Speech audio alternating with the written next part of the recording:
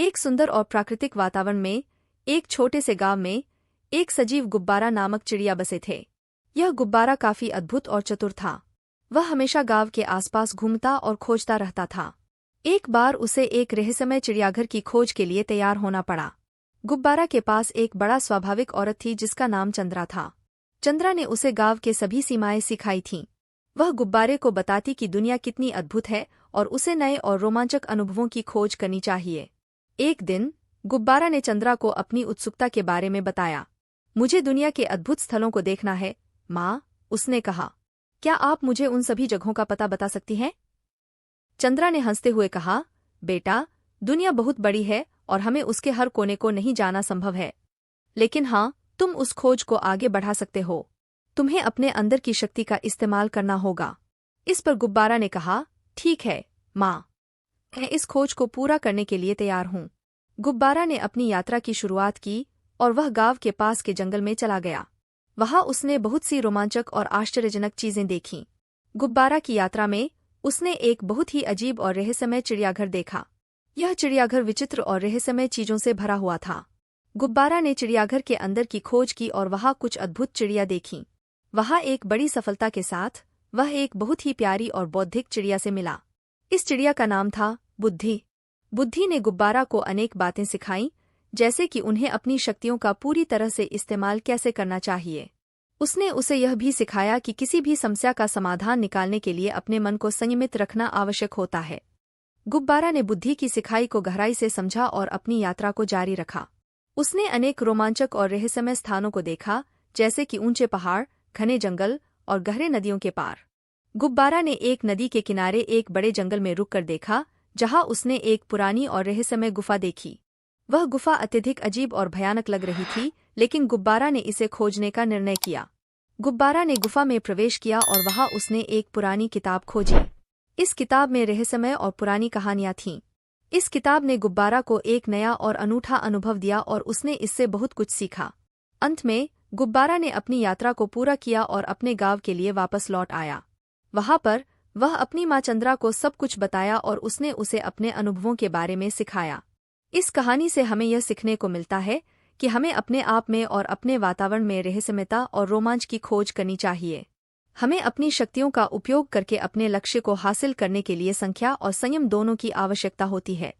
और अक्सर हमें अपने सपनों को हासिल करने के लिए अपनी सीमाओं को पार करने की आवश्यकता होती है।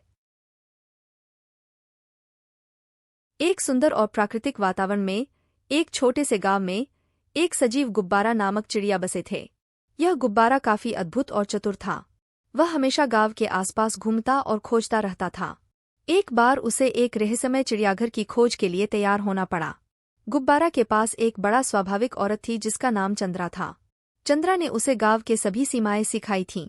वह गुब्बारे को बताती कि दुनिया कितनी अद्भुत है और उसे नए और रोमांचक अनुभवों की खोज करनी चाहिए। एक दिन गुब्बारा ने चंद्रा को अपनी उत्सुकता के बारे में बताया। मुझे दुनिया के अद्भुत स्थलों को देखना है, माँ, उसने कहा। क्या आप मुझे उन सभी जगहों का पता बता सकती हैं? चंद्रा ने हंसते हुए कहा, बेटा, दुनिया बहुत बड़ी है और हमें उसके हर कोने को नहीं जाना संभव है। लेकिन हाँ, तुम उस खोज को आगे बढ़ा सकते हो। तुम्हें अपने अंदर की शक्ति का इस्तेमाल करना होगा। इस पर गुब्बारा ने कहा, ठीक है, माँ, मैं इस खोज को पूरा करने के लिए तैयार हूँ। गुब्बारा ने अपनी यात्रा की शुरुआत की और वह गांव के पास के जंगल में चला गया। वहां उसने बहुत सी रोमांचक और आश्चर्यजनक चीजें देखीं। गुब्बारा की यात्रा में उसने एक बहुत ही अजीब और रहस्यमय चिड़ियाघर देखा। यह चिड़ियाघर विचित्र और रहस्यमय चीजों से भरा हुआ था। गुब्बारा ने चिड़ियाघर के अंदर की खोज की और वहां कुछ अद्भुत चिड़िया देखीं। वहां एक बड़ी सफलता के साथ वह एक बहुत ही प्यारी और बौद्धिक चिड़िया से मिला। इस चिड़िया का नाम था बुद्धि। बुद्धि ने गुब्बारा को अनेक बातें सिखाईं, जैसे कि उन्हें अपनी शक्तियों का पूरी तरह से इस्तेमाल कैसे करना चाहिए। उसने उसे यह भी सिखाया कि किसी भी समस्या का समाधान निकालने के लिए अपने मन को संयमित रखना आवश्यक होता है। गुब्बारा ने बुद्धि की सिखाई को गहराई से समझा और अपनी यात्रा को जारी रखा।